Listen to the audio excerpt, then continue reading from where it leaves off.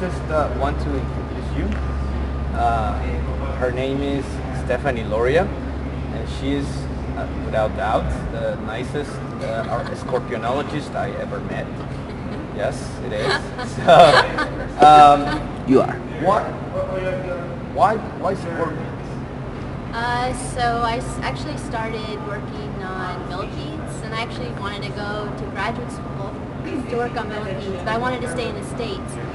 But there weren't really any graduate opportunities at the time I was applying, but because of the historical relationships of most curators that curate the myriad pod collection will also curate the scorpion collection as well.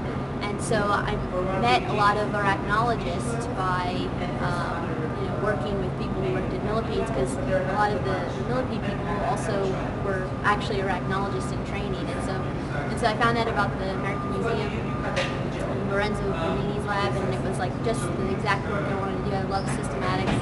And then scorpions wound up being such an exciting group because of their fluorescence, their longevity and their lifespan. They give birth to live young, and they're also great for understanding patterns of biogeography because of their high independence, low mobility. So that's kind of how it got started. So,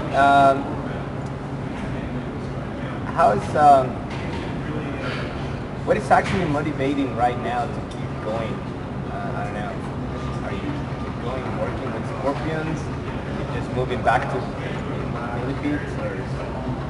I'd actually like to stay with scorpions. To be honest, when I first started, I wasn't that excited about them, but having learned so much and sort of how good they are for understanding sort of historical biogeographical patterns, they're just they're cool animals and they're just great to work with. So I hope to continue to work with scorpions and maybe do some projects on millipedes on the side. How's life after PhD?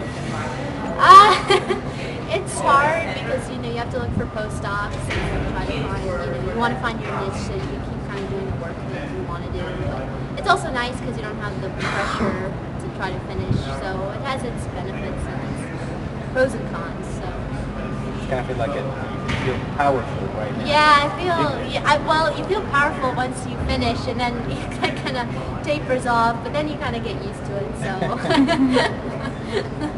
Okay. What about field trip? Do you have like a great experience, funny experience you might want to talk about it? So one time in the field in Southeast Asia, I was traveling with someone from the museum, and she had just started working there. And anyway, when I'm in the field, I kind of just plop myself anywhere. So I was in the forest, and I just plopped down on the ground. And I didn't really pay attention. And then anyway, we got back in the car, and I'm sitting in the car, and I look at my arm, and I see these small dots. And at first I thought they were freckles because I'm covered in freckles anyway. But then I saw they were moving, and I realized I was covered in ticks. And I had hundreds of them all over me. So I decided I was like, okay, let's just go get dinner, and then I'll deal with this, because I'm eating dinner too, and I can see, trying to pluck as many as I can. So we get back to the hotel room, and so I said to my field assistant, I was like, can you kind of help me, get in the back? And then, she started doing the areas I couldn't reach, and then finally she looks at me and she says, do you want me to just do the whole thing?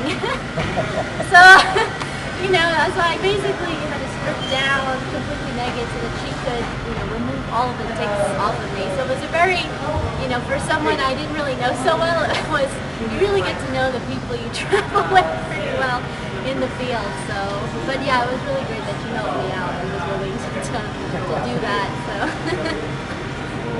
But you were not afraid of anything, right? Well, I mean, yeah, just some of them are carry diseases. But these guys were kind of small, so they probably hadn't, fed on anything, so it was unlikely they were going to transmit. But so, would you recommend do a PhD working in any interesting group? Yeah. If you're crazy about biodiversity, or you've got arachnids or myriapods or whatever, and you love working with organisms, and it's definitely worth doing. That's really what love to do. So I personally love working in museums because of all the collections and seeing stuff from all over the world. It's just kind of a great place to work. Plus, you get so many people that come in the museum and look at the exhibits, and they're always really interested in the stuff there. It's not unlike universities where sometimes the students aren't always interested in what the professor has to say. But normally in a museum, people come there because they want to come there, they want to see the stuff. So, but yeah, I would definitely recommend it. And I think it's best to, if you're interested in that, start early, try to find research opportunities wherever you can. So great. I guess one last question. Okay. You do both jobs. You do both things, field trip and lecture stuff. Do you have like a preferred one, or you just like to mix them? I really like the field trips the most. I didn't realize how much I liked it until I started doing it for my PhD. The molecular stuff is fun too, but it's kind of like your downtime because usually you're just like pipetting forever, so you can that's when you can kind of zone out. It's like a very quiet time, especially if you're alone in the lab, and you can just keep doing that. But field work is definitely my favorite choice. So a couple of days before, you told me you were practicing Spanish. So I think it would be the best place to do something about it. And I don't know if you maybe say goodbye or another phrase that you may know to the audience. Okay, I'll try here. Adios, muchas gracias para tiempo, for your time. For your time. Yeah. Okay, well, thank you, Stephanie. Thank you. It's been great. Yeah. I guess that's it, man.